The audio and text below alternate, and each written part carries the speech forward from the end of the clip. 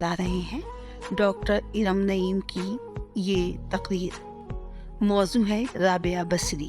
رحمۃ اللہ علیہ۔ سامعین اکرام، علامہ اقبال کا یہ شعر وجود زن سے ہے تصویر کائنات میں رنگ، اسی کی سانس سے ہے زندگی کا سوز درون۔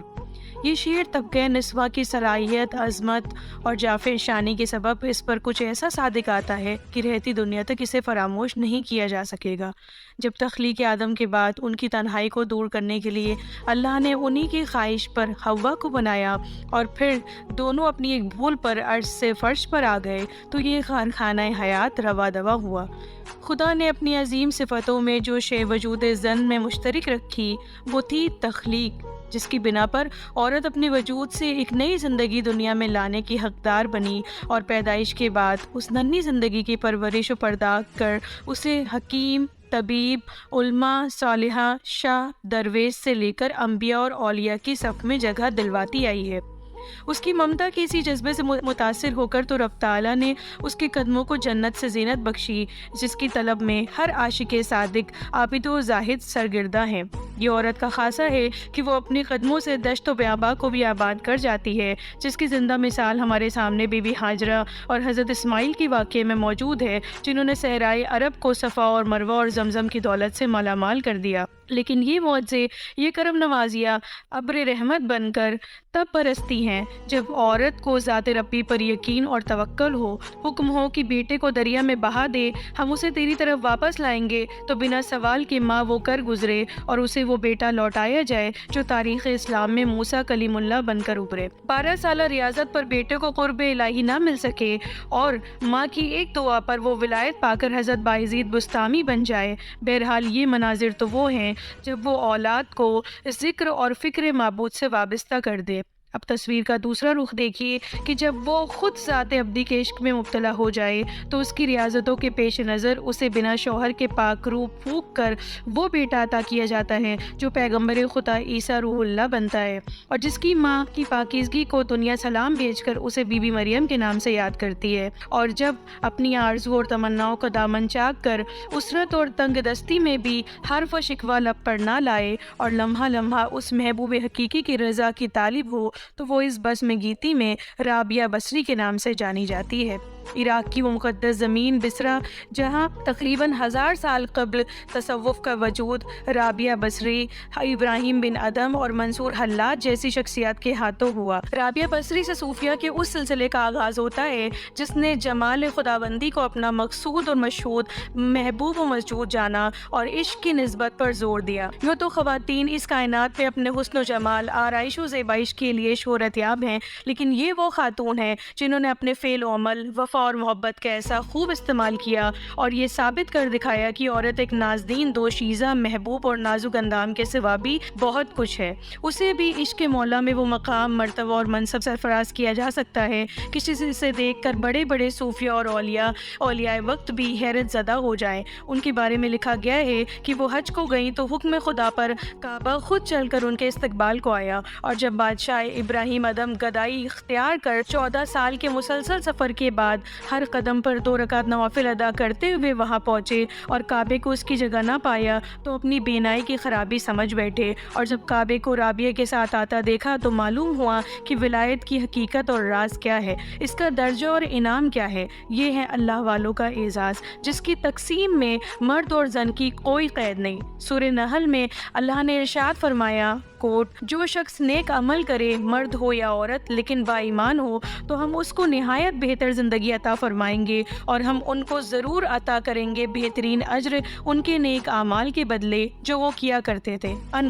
یعنی اس ذات کے نزدیک جو اصل کام ہے وہ ہے فعل و عمل، کہ اس کے بندے اس کارخانہ حیات میں کن باتوں اور مقاصد ملحوظ خاطر رکھ کر زندگی بسر کرتے ہیں، ان کے لیے کیا اہم ہے کیا فضول، کیونکہ یہ بزم گیتی تو سب کے لیے ایک سیاہ راستہ کی گئی ہے، مگر کسی کے لیے یہ محفل ہے تو کسی کے لیے آزمائش گاہ، کوئی جاہ اور حشمت میں بادشاہی محسوس کرتا ہے تو کوئی گدائی میں۔ کوئی حسن و جمال پر فریفتہ ہے تو کوئی اس نور پر جس نے یہ دنیا بنائی، کسی کے لیے شادمانی اور خوشی باعث فرحت ہے تو کوئی غم اور عاجزی میں آسودہ حال ہے، مگر عاشق حقیقی کے لیے تو رنج و غم بھی مسرت کا کام کرتی ہے۔ ان اوقات میں وہ دنیاوی خواہشات سے متنفر ہو کر پوری دلجوئی اور انہماک سے اس کی یاد میں مصروف ہو جاتا ہے، اور یہی وہ وقت ہوتا ہے جب اسے اپنے محبوب ابدی کا قرب اور وصال نصیب ہوتا ہے۔ جب ان باتوں کو پیش نظر رکھ کر ہم حضرت رابعہ کی زندگی میں جھانکتے ہیں تو غم اور وہ ایک سایہ یا دوست کی مانند ساتھ ساتھ نظر آتے ہیں۔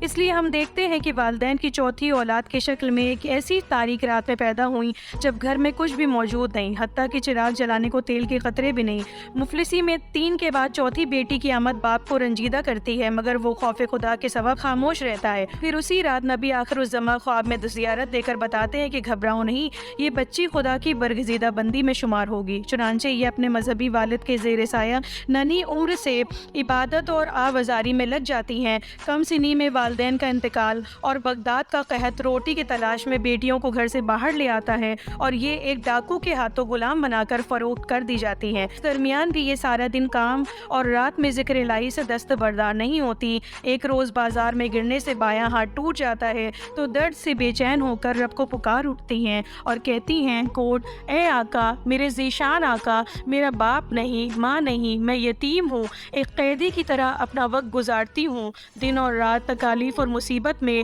اور اب میرا بایاں ہاتھ بھی ٹوٹ چکا ہے۔ کیا اے میرے آقا یہ سب اسی لیے کہ تو مجھ سے خوش نہیں ہے؟ مجھے بتا اے میرے آقا، تو مجھ سے ناراض کیوں ہے؟ انکوٹ۔ پھر اسی رات کاموں سے فارغ ہو کر جب رب کے حضور نالہ اور فریاد کرتے ہوئے کہتی ہیں، کوٹ اے آقا، تو جانتا ہے، تو سب کچھ جانتا ہے، تو میرے دل کی آرزو سے واقف ہے، تو جانتا ہے کہ میرے آنکھوں کی روشنی تیرے قدموں کی خدمت گزاری کرتی ہے۔ اگر در حقیقت یہی معاملہ ہے تو مجھے 1 گھنٹہ بھی تیری خدمت گزاری کے بغیر نہیں رہنا چاہیے، لیکن یہ بھی تیری ہی مرضی ہے کہ میں ایک مخلوق کی غلام ہوں اور میرا زیادہ وقت اس کی خدمت میں گزرتا ہے۔ انکوٹ۔ ناگاہ ان کی یہ باتیں مالک نے سن لی اور اس پر کچھ یوں اثر انداز ہوئی کہ اس نے اگلی صبح اپنے جور و ستم کی معافی مانگ کر انہیں آزاد کر دیا۔ اب یہ غلامی کے بندھن سے چھوٹ کر رات اور دن اللہ کی عبادت میں لگی رہتی، 1000 رکعتیں نماز ادا کرتی، کئی دنوں تک فقط پانی سے افطار کرتی، لیکن قناعت پسندی یہ کہ کسی سے کچھ نذرانہ قبول نہ کرتی۔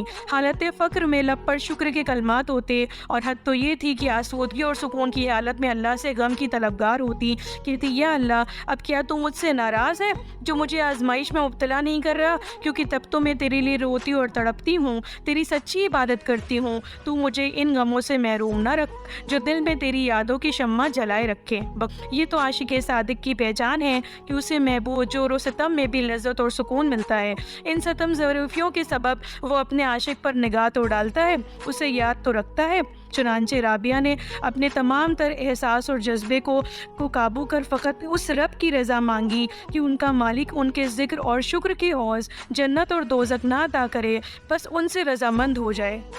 یہ ہے تاریخ کی وہ عظیم ولیہ جس نے شکر گزاری میں بڑے بڑوں پر سبقت حاصل کی، جس کی کرامتوں کا یہ عالم ہے کہ اونٹ کو اللہ کے حوالے کر کے حج پر جاتی ہے اور واپسی پر اسے فوت دیکھتی ہے تو کہتی ہے کہ مالک، میں تیرے ذمے چھوڑ کر گئی تھی، اور اس وقت اللہ کے حکم سے وہ اونٹ زندہ ہو جاتا ہے۔ مگر ان نعمتوں، معجزوں اور انعامات پر دل میں ذرہ برابر بھی غرور نہیں، دل ہر شے سے بیزار ہے، ہر طرف اس خالق کے سوا کچھ نظر نہیں آتا کہ پھر عشق میں یہ بھی منزل آتی ہے کہ انہیں اپنے عاشق ہونے پر فخر ہوتا ہے اور کہنے والے کو کہنا پڑتا ہے کہ سیونی مینو رانجھا اکھو ہیر نہ سدو کوئے، رانجھا رانجھا کر دی میں آپے رانجھا ہوئی۔ تو یہ منزلیں بڑی ریاضتوں اور قربانیوں کے بعد ملتی ہیں۔ اس کے لیے قلب کی صفائی تو اس کے نفس درکار ہے کہ جب دل دنیاوی قدورتوں سے بالا تر ہو جائے، جہاں سونا اور مٹی، بھوک اور شکم سیری، امیری اور غریبی، تشنگی اور سیرابی یکساں معلوم ہو، تب اس دل میں اس منزل طریقت کی تشریف آوری ہوتی ہے۔ اس سے پہلے تو یہ عمر محال ہے۔ صوفی شاعر درد نے کہا تھا، ارزو سما کہاں تیری وسعت کو پا سکے،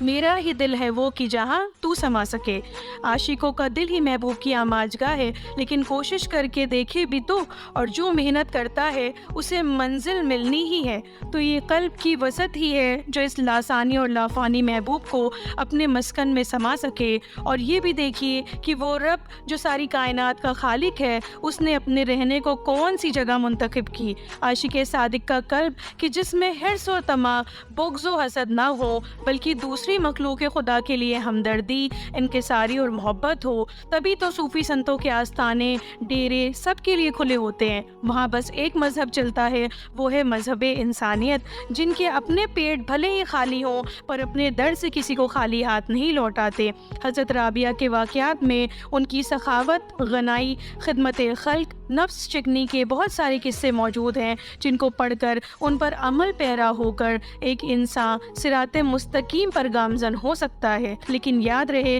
کہ ہمیں لوٹ کر اسی مالک کی جانب جانا ہے. آئی سامعین، سماعت کرتے ہیں یہ تقریر.